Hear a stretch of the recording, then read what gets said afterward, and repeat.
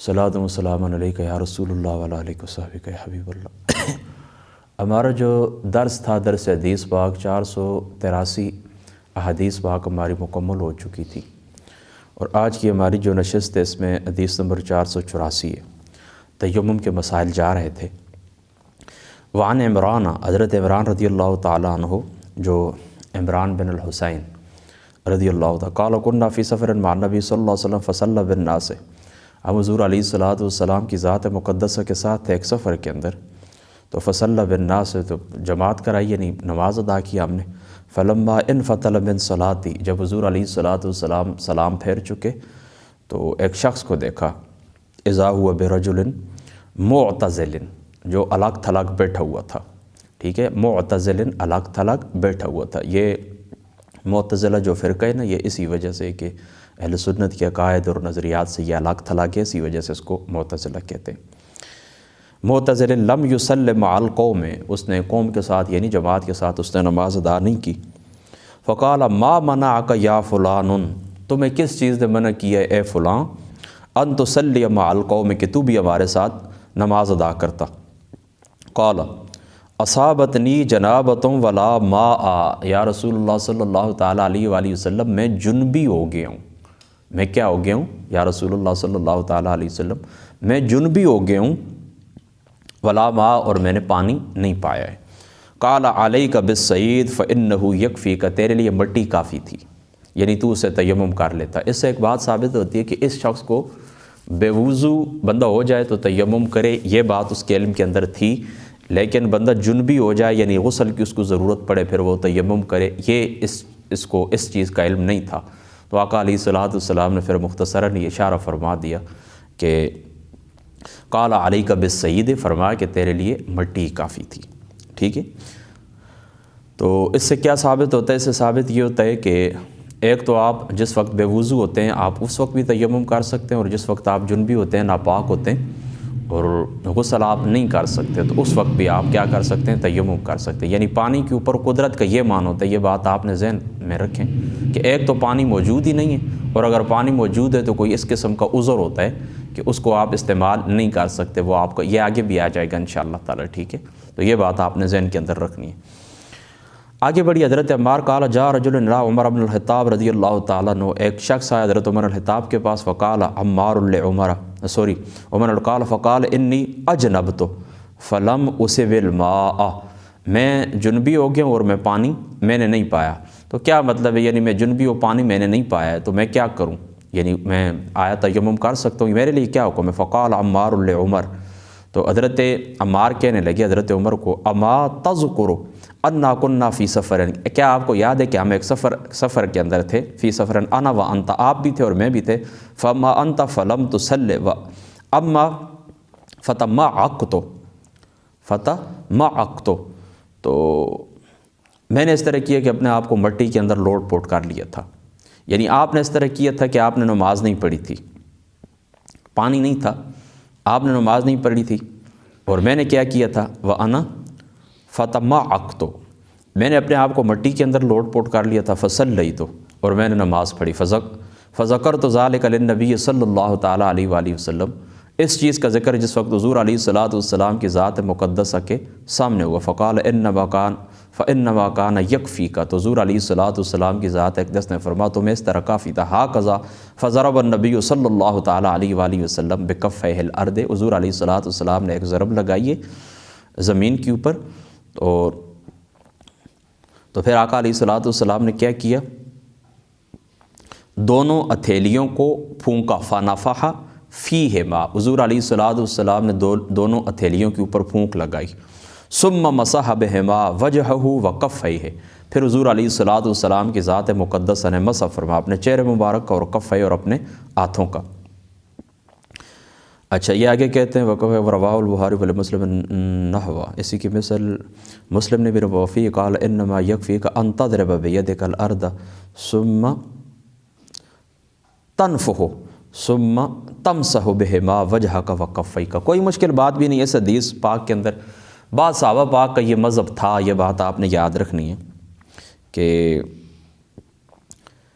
پانی وہ اس طرح کہتے ہیں نا کہ یہ جو تیمم ہے نا تو غسل کے لیے، یعنی جو جس وقت بندہ جنبی ہو جاتا ہے تو دیکھیں نا اس حدیث پاک کے اندر حضرت عمر رضی اللہ تعالیٰ عنہ آپ کا جواب مذکور نہیں ہے، گویا کہ اس مسئلے کے اندر حضرت عمر فاروق رضی اللہ تعالیٰ عنہ آپ نے خاموشی اختیار کی کہ جنابت کے لیے تیمم درست ہے یا نہیں. یعنی حضرت عمار نے یہ اس شخص نے آ کر یہ سوال کیا نا کہ میں جنبی ہوں، میں نے پانی نہیں پایا تو اس کی میں کیا کروں، میرے لیے تیمم درست ہے کہ نہیں.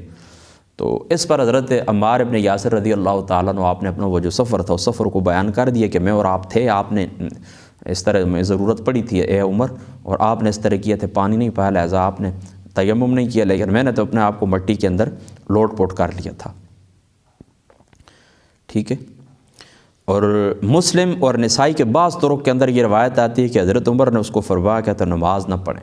بعض شارحین نے یہ الفاظ زیادہ کیے کہ حضرت عمر نے یہ بھی فرمایا کہ حتیٰ تجد الماء، یہاں تک کہ تو پانی پا، یہاں تک کہ تجھے پانی میسر آ جائے. تو حضرت عمر رضی اللہ تعالیٰ عنہ آپ کا بھی مشہور مذہب یہی، اور حضرت ابن مسعود رضی اللہ تعالیٰ عنہ آپ کا بھی یہ مذہب ہے، لیکن حضرت ابن مسعود رضی اللہ تعالیٰ عنہ آپ نے اس سے رجوع فرما لیا تھا، اور حضرت ابن مسعود اور حضرت ابو موسیٰ اشعری رضی اللہ تعالیٰ عنہ آپ کے درمیان اس مسئلے کے اوپر تیمم یعنی اس مسئلے کے اوپر مناظرہ بھی ہے کہ جنبی کے لیے تیمم کرنا جائز ہے یا نہیں. ٹھیک ہے. اس کے اندر کوئی اختلاف بھی نہیں کہ وضو آپ کرتے ہیں تو اس کے لیے وضو کے لیے تیمم کریں، آپ بے وضو ہو گئے جس کو حدث اصغر کہتے ہیں، لیکن بندہ جنبی ہو جاتا ہے تو بعض صحابہ کا اس کے اندر اختلاف تھا. حضرت عمر کا بھی مشہور مذہب یہی ہے کہ آپ اس طرح کرتے تھے کہ جنبی کے لیے تیمم درست نہیں کرتے تھے، درست نہیں سمجھتے تھے، اور حضرت ابن مسعود اور حضرت سیدنا ابو موسیٰ اشعری کا اس مابین مناظرہ بھی ہوا تھا اور حضرت ابن مسعود نے پھر رجوع کر لیا تھا. تو اس کے اندر بھی کوئی مشکل بات بھی نہیں. بہرحال جمہور کا مذہب یہی ہے، جمہور اہل سنت جو ہے نا ان کا مذہب یہی ہے کہ جنبی کے لیے بھی تیمم جائز ہے، وہ تیمم کر سکتا ہے، اور اس کے لیے یہ نہیں کہ پورے وجود کے اوپر مٹی کے اندر لوٹ پوٹ ہونا ضروری ہے، بس اس طرح جس طرح 2 ضربیں یہی کافی ہیں. باقی آپ کے ذہن کے اندر یہ بات بھی آئی ہے کہ پہلے بھی روایت گزر چکی، آگے بھی آئی کہ 2 ضربوں والی. اس حدیث پاک کے اندر 1 ضرب کا ذکر ہے، اور اسی لیے جمہور علماء کے خلاف، یعنی جمہور کے خلاف بعض لوگوں کو یہ نظریہ ہے کہ وہ 1 ضرب کو کافی سمجھتے ہیں. لیکن محدث دہلوی صاحب رحمۃ اللہ تعالی علیہ آپ لکھتے ہیں اشۃ اللمعات کے اندر، آپ فرماتے ہیں کہ جو 2 ضربوں والی روایتیں ہیں وہ زیادہ قوی ہیں اور راجح ہیں. 2 ضربوں والی جو روایتیں وہ کیا ہیں؟ زیادہ قوی ہیں اور راجح ہیں. ٹھیک ہے. اس بات کو آپ سمجھ. بعض کا یہ مذہب ہے کہ 1 ضرب بھی کافی ہے. بہرحال یہ جو ہے نا یہ بھی احتمال ایک، یعنی ذکر ہے ایک کا، لیکن یہ بھی احتمال 2 ضربوں کا رکھتی ہے. ٹھیک ہے. ہاں اس بات کو آپ نے یاد رکھنا ہے. اسی روایت آپ دوبارہ اس کو بے شک پڑھ لیں کہ اس کے اندر اس طرح نہیں ہے کہ دوسری ضرب کا انکار نہیں ہے، 1 ضرب کا ذکر ہے، یعنی یہ بھی 2 کا احتمال رکھتی ہے. باقی حضور علیہ الصلوۃ والسلام کی ذات اقدس نے اس طرح کی ہے کہ یہ بات بھی آپ یاد رکھ لیں کہ جس وقت آپ مٹی کے اوپر اس طرح تیمم کے لیے ہاتھ مارتے ہیں نا تو پھر اس طرح اس کو کیا کرنا چاہیے؟ جھاڑ لینا چاہیے. اس کی وجہ یہ نا جو مٹی ہوتی ہے نا، آپ وہ چہرے کے اوپر ہاتھ پھیریں گے تو وہ مٹی دھول وغیرہ جو ہوتی ہے وہ چہرے کے اوپر پڑ جائے گی، اور چہرہ اس طریقے سے اس طرح ہوتا ہے کہ بدنما محسوس ہوتا ہے. ٹھیک ہے. سمجھ گئے نا. آگے بڑھیے. حدیث نمبر 286. حضرت ابو جوہیم ابن حارث قال مررت علی النبی صلی اللہ تعالیٰ علیہ وآلہ وسلم وہو یبول، کہتے ہیں کہ میں حضور علیہ الصلوۃ والسلام کی پاس سے گزرا. حضور علیہ الصلوۃ والسلام کیا فرما رہے تھے؟ پیشاب مبارک فرما رہے تھے. فسلمت علیہ، میں نے حضور علیہ الصلوۃ والسلام کو سلام کیا تو فلم یرد علیہ، حضور علیہ الصلوۃ والسلام نے مجھے جواب نہیں دیا. حتی قام الی جدار، یہاں تک کہ حضور ایک دیوار کی طرف متوجہ ہوئے. تو فحتہ بعصن، تو بعصن حضور علیہ الصلوۃ والسلام نے اپنے عصا مبارک سے اس طرح کیا کہ کھرچائے اس دیوار کو. تو قانت معہ، جو حضور علیہ الصلوۃ والسلام کے پاس تھا. یہاں سے ایک بات ثابت ہوتی ہے کہ عصا رکھنا حضور علیہ الصلوۃ والسلام کی سنت ہے، کہ اکثر اوقات زندگی کے اندر حضور علیہ السلام جو سفر کرتے کہیں پر آتے جاتے تھے تو آقا علیہ الصلوۃ والسلام کی ذات مقدسہ کے پاس یہ عصا موجود ہوتا تھا. ٹھیک ہے. تو یہ عصا اپنے پاس رکھیں، یہ سنت ہے. بہت سارے کام انسان کو آ جاتے ہیں، راستے میں کوئی تکلیف دینے والی چیز، کوئی موذی چیز اس طرح آ جاتی ہے، اس کو بندہ ٹال لیتا ہے. کوئی پتے وغیرہ توڑنے پڑ جاتے ہیں، بعض دفعہ کوئی راستے میں کوئی پھل وغیرہ ہوتے ہیں وہ بندہ درخت سے آسانی سے اتار لیتا ہے، تو اس کو بہت سارے فوائد ہیں. عصا رکھنا سنت ہے، یہ اپنے پاس رکھا کرے. تو وہ جو عصا تھا تو اس کے ساتھ حضور علیہ الصلوۃ والسلام نے اس دیوار کو کھرچا. فمسح وجہہ وذراعیہ ثم رد علیہ، حضور علیہ الصلوۃ والسلام نے پھر اپنا مسح فرمایا یعنی تیمم فرمایا. تو ثم رد علیہ، پھر حضور علیہ الصلوۃ والسلام نے مجھے کیا کیا جواب دیا۔ یہ آگے لکھتے ہیں ولم اجد حاضہ الروایت فی الصحیحین میں، صحیحین میں اس کتاب کو نہیں پتا، ولا فی الکتاب الحمیدی، ہاں لیکن حمیدی کی جو کتاب ہے اس کے اندر بھی میں اس کو نہیں پاتا، ولاکن ذکر فی شرح السنہ وقال ھذا حدیث صحیح، لیکن یہ شرح السنہ کے اندر یہ حدیث یہ حمیدی جو ہے نا، یہ اس میں اس طرح کے سیاہ ستہ کی ساری روایتوں کو انہوں نے جمع کیا ہے، ٹھیک ہے، اس بات کو آپ نے ذہن کے اندر رکھنا ہے۔ یہ کتاب حمیدی جس کو کہتے ہیں نا، یہ صحیحین کی جو احادیث ہیں نا، ان سب کو ایک جگہ کے اوپر جمع کیے کہ، اور اس روایت کے اندر یہ جو آتا ہے نا، حضور علیہ الصلوۃ نے سلام کا جواب نہیں دیا، تو یہ اللہ تعالیٰ کے نام کی تعظیم کے لیے، ٹھیک ہے، اس میں لائی کہ وعلیکم السلام ورحمۃ اللہ وبرکاتہ، اس میں جو ہے سلام اللہ تعالیٰ کا نام بھی ہے نا، قرآن پاک کے اندر آتا ہے نا کہ واللہ الذی لا الہ الا الملک القدوس السلام المؤمن المہیمن السلام المؤمن المہیمن، ٹھیک ہے، یہ سلام اللہ تعالیٰ کا نام بھی ہے۔ تو حضور علیہ الصلوۃ کی ذات مقدسہ نے اس میں الہی کی تعظیم کے لیے حضور علیہ الصلوۃ نے جواب نہیں دیا۔ آگے بڑی حدیث نمبر 487، حضرت ابو ذر فرماتے ہیں قال قال رسول اللہ صلی اللہ تعالیٰ علیہ وآلہ وسلم ان الصعید الطیب وضوء المسلم، یہ جو پاک مٹی ہوتے ہیں نا، یہ وضو ہے کس کے لیے؟ مسلمان کے لیے۔ وَإِن لَمْ يَجِدِ الْمَاءَ 10 سنین، اگرچہ وہ 10 سال تک پانی نہ پائے، یعنی 10 سال تک بھی آپ کو پانی نہ ملے نا، تو یہ آپ کے وضو کا حالت کیا ہے؟ مٹی۔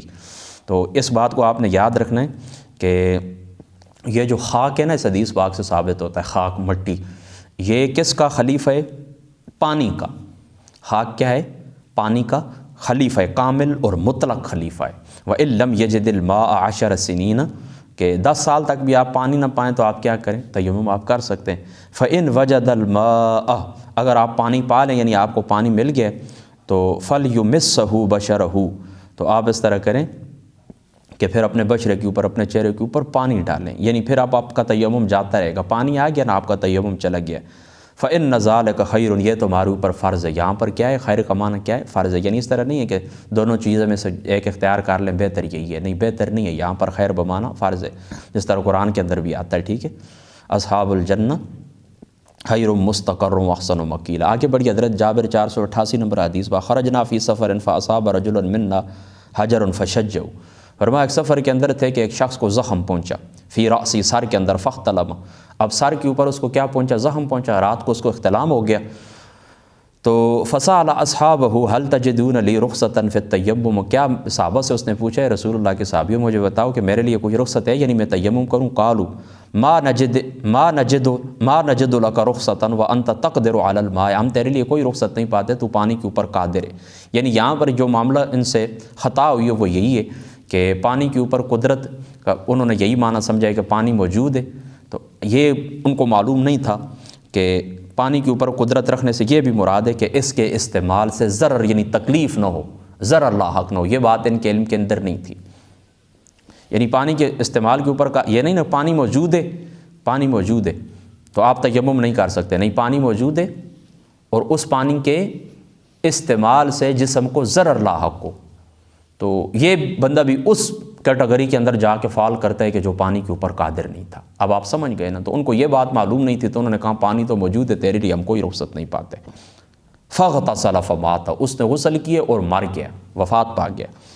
فلما قدمنا علی النبی صلی اللہ تعالیٰ علیہ وسلم اخبر بذلک، پھر ہم حضور کے پاس آئے تو حضور کو اس کی خبر دی، فقال قتلہم اللہ تعالیٰ، تم نے اس کو قتل کیے۔ یعنی اس سے یہ بات پتہ چلتی ہے نا کہ جو چیز سبب بنتی ہے اس کی طرف نسبت کی جا سکتی ہے، تو یہ قتل کا سبب بنے کہ حضور نے فرمایا کہ تم نے قتل کیے۔ جس طرح ڈاکٹر کی غفلت کی وجہ سے یا مریض کی لاپرواہی کی وجہ سے وہ چلا جاتا ہے تو وہ اپنے آپ، یعنی مریض خود لاپرواہی کرتا ہے، جو احتیاط جو دوائیں اس کو دی جاتی ہیں وہ استعمال نہیں کرتا، احتیاط پال پرہیز نہیں کرتا، تو وہ اپنا قاتل خود ہوتا ہے۔ اس طرح ڈاکٹروں کی لاپرواہی سے اسپتالوں کے اندر جو مرتے ہیں تو ان کے قاتل ڈاکٹر ہوتے ہیں، ٹھیک ہے۔ تو اسی طریقے سے غلط فتویٰ دینے والے جو ہے نا، جس بندے نے غلط فتویٰ دیے اور جس نے فتویٰ پوچھا ہے مستفتی، تو اس نے کیا کیا کہ اس فتوے کے اوپر عمل کیے، تو اس کے اوپر وہ اس غلط کام کے اوپر لگانے والا یہ شخص ہے جس نے فتویٰ دی ہے، مفتی، تو اس کی طرف نسبت کی جائے گی کہ یہ کام تم نے کیے، یعنی معاشرے کے اندر کوئی بدعت جاری ہوئی، کوئی خرابی جاری ہوئی، کوئی رسم جاری ہوئی، تیرے فتوے کی وجہ سے ہوئی ہے، لہٰذا اس کا ذمہ دار تو ہے۔ تو آقا علیہ الصلوۃ والسلام نے دیکھے نا فتویٰ دینے والوں کو ذمہ دار ٹھہرایا ہے کہ مفتی جس نے فتویٰ دی ہے، تم نے اس کو کہا کہ ہم تیرے لیے کوئی رخصت نہیں پاتے کہ تم اس کے قاتل ہو، تم اس کو کیا ہو؟ قتل کرنے والا۔ اللہ اکبر۔ اللہ سألوا اذا لم یعلموا، اگر تم جانتے نہیں تھے تو تم سوال کر لیتے، فإنما شفاء العی السوال، حضور علیہ الصلوۃ والسلام نے فرمایا کہ ناسمجھی اور نادانی کا علاج کیا ہے؟ سوال کرنا۔ یعنی جہالت جو ہوتی ہے نا، ناسمجھی، نادانی، جہالت، یہ ایک مرض ہے، اور آقا علیہ الصلوۃ والسلام کے فرمان کے مطابق جہالت ایک مرض ہے، نادانی، ناسمجھی ایک مرض، اور اس کا علاج کیا ہے؟ سوال کریں۔ یعنی سوال کر کے آپ اپنی تشفی کرا لیں، تسلی کرا لیں، جواب معلوم کر لیں۔ فاسألوا اہل الذکر ان کنتم لا تعلمون انما کان یکفی ان یتمم ان یتب اچھا انما کان ان یتمم ویعصب علی جرحہ، تو اس کے لیے تیمم کافی تھا، اور زخم کے اوپر یہ کیا کرتا؟ کپڑا باندھ لیتا۔ وَيُعَصِّبَ عَلَى جُرْحِهِ حِرْقَةً ثُمَّ يَمْسَحُ عَلَيْهَا وَيَغْسِلُ سَائِرَ جَسَدِهِ، رواہ ابو داؤد۔ جو اس کا زخم تھا اس کے اوپر وہ پٹی باندھ لیتا، ٹھیک ہے، جبیرہ پٹی باندھ لیتا، اور باقی جو جگہ دھونے کی اس کو دھو لیتا۔ یعنی اس حدیث پاک سے بیک وقت ثبوت ملتا ہے دھونے کا بھی اور تیمم کا بھی، ٹھیک ہے۔ اب آپ اس بات کو سمجھ گئے، اس کے اندر کوئی مشکل بات بھی نہیں ہے۔ یعنی کچھ اعضاء کا وہ تیمم کر لے اور کچھ اعضاء کو وہ دھو لے، یہاں پر پٹی بندھی ہوئی وہاں پر مسح کر لے، کوئی بات بھی نہیں، اور باقی جہاں پر دھویا جا سکتا ہے آسانی سے اس کو دھو دے۔ تو سر کے اوپر اس کو زخم تھا، وہاں پر وہ پٹی باندھ لیتا، اس کو چھوڑ لیتا، باقی نچلے جسم کے اوپر وہ پانی بہا لیتا، ٹھیک ہے۔ اب آپ بات کو سمجھ گئے نا؟ تو آقا علیہ الصلوۃ والسلام نے ان کی طرف نسبت کر دی کہ تم نے اس کو قتل کیا، لہٰذا فتویٰ دینے والا جو مفتی ہوتا ہے اس کو احتیاط کرنا چاہیے کہ اگر اس کو مسئلہ معلوم نہیں ہے وہ کتابوں کا مطالعہ کرے، پھر بھی تسلی نہیں ہوتی، ارد گرد جو زمانے کے علماء ہوتے ہیں ان سے وہ مسئلہ پوچھے، ان کے ساتھ ڈسکشن کرے کہ یہ مسئلہ مجھے پیش آیا، میں تحقیق کر رہا ہوں، آپ کی اس کے بارے میں کیا رائے؟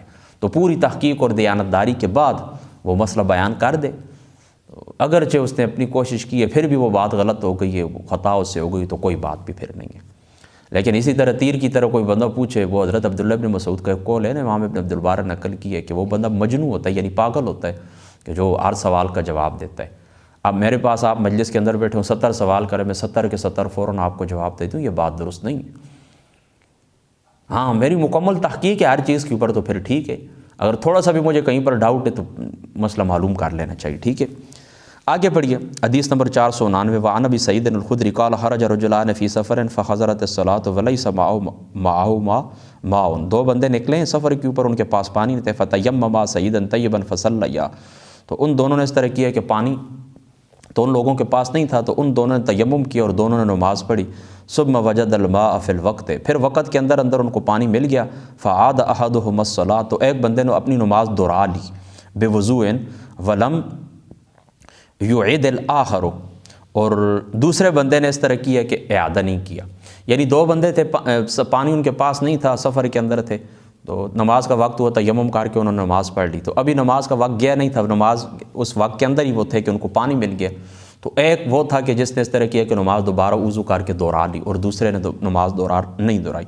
فذکر ذلک فقال للذی، اچھا، بوضوء ولم یعید الآخر، تو دوسرے نے اس طرح نہیں کیا۔ ثم اتیا رسول اللہ صلی اللہ تعالیٰ علیہ وآلہ وسلم، پھر وہ دونوں رسول پاک صلی اللہ تعالیٰ علیہ وآلہ وسلم آپ کی ذات مقدسہ کے پاس آئے، فذکر ذلک فقال للذی لم یعد، یہ جو بندہ ہے نا کہ جس نے نماز نہیں دہرائی، تو اصبت السنت، تو سنت کو پہنچ گیا، یعنی ٹھیک طریقہ تیرا تھا، وجزعت کا واجزعت کا، اور یہ تیرے لیے کافی ہے، یہ تیرے لیے کافی ہے، تو نے سنت صحیح طریقہ پا لیا ہے، اور واجزعت کا، یہ تیرے لیے کافی ہے صلاتوں کا۔ وقال للذی توضا واعاد لک الاجر مرتین، تیرے لیے ڈبل اجر ہے۔ یعنی طریقہ یہی ہے کہ آپ کو پانی نہیں ملا تھا، آپ نے تیمم کر کے آپ نے نماز دہرا لی، تو سنت صحیح طریقہ شریعت یہی کہتی ہے کہ اب دوبارہ نماز تم نے نہیں دہرانی، کہ ایک فرض دو مرتبہ ادا نہیں کیا جا سکتا۔ البتہ جس بندے نے اس طرح کیا کہ نماز دہرا لی تھی، تو اس کے لیے اجر زیادہ اس لیے ہوا کہ فرض نماز تو اس نے پہلے ادا کر لی، تو اب دوبارہ جو اس نے ادا کی فرض تو دوبارہ ہوتے نہیں، وہ نماز اس کے لیے نفلی ہو گئی، تو اس کے لیے آقا علیہ الصلوۃ والسلام نے فرمایا کہ تیرے لیے اجر ہے۔ آپ بھی یہ بات یاد رکھیں کہ کہیں پر آپ کو سفر ہو، پانی نہ ملے، آپ وضو کر لیں، اور تیمم آپ کر لیں، تو ابھی نماز کا وقت تھا، یعنی ظہر کا وقت ابھی تھا، عصر داخل نہیں ہوئی تھی، تو پانی آپ کو مل گئے، تو بے شک آپ کا تیمم پانی مل گیا تو اب آپ کا تیمم ٹوٹ گیا، آپ دوبارہ وضو کر لیں، لیکن نماز دہرانے کی ضرورت آپ کو نہیں ہے۔ آگے بڑی الفصل الثالث حدیث نمبر 490، اس میں ہے کہ یہ صحابی رسول حضرت ابو جہیم یہ فرماتے ہیں کہ اقبل النبی صلی اللہ علیہ وسلم من نحو بئر جمل، یہ جمل ایک کنواں تھا، تو فلقیہ رجل فسلم علیہ، تو ایک شخص نے حضور علیہ الصلوۃ والسلام کو سلام کیا جو حضور کو راستے کے اندر ملا، تو فلم یرد النبی صلی اللہ تعالیٰ علیہ وآلہ وسلم، حضور نے اس کے سلام کا جواب نہیں دیا، حتیٰ اقبل علی الجدار فمسح بوجہہ ویدیہ ثم رد السلام، حضور علیہ السلام نے یہ جو تیمم تھا یہ کیا ہے، اس کے بعد حضور علیہ الصلوۃ والسلام نے اس کو جواب دیا ہے۔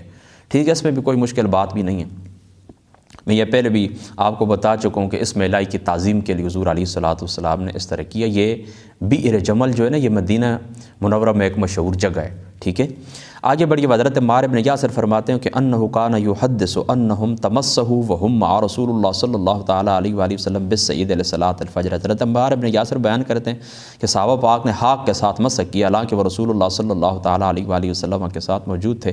فضربوا بأکفہم السعید، فضربوا بأکفہم السعید ثم مسحوا بوجوہہم مسحۃ واحدۃ ثم عادوا فضربوا بأکفہم السعید مرۃ اخری فمسحوا